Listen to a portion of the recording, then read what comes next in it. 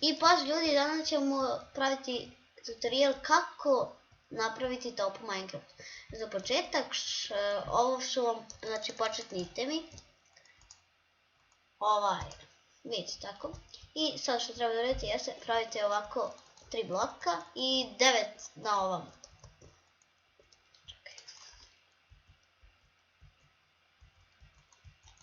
7, 8, 9, tako, i sada ovako isto.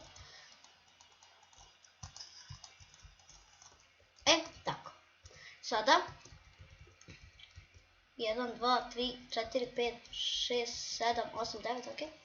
Ovako pravimo kao jednu i stavljamo ovdje polugu i sipamo ovdje vodu kao tako.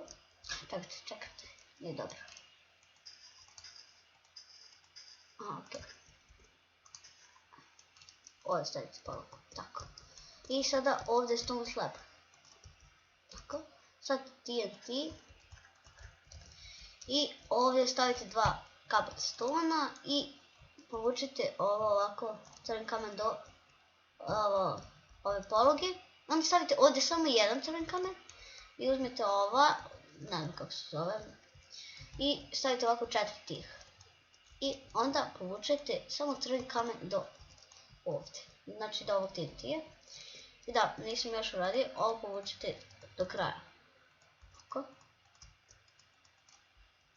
I sad to bi trebalo bude to i sada da vidimo kako to radi.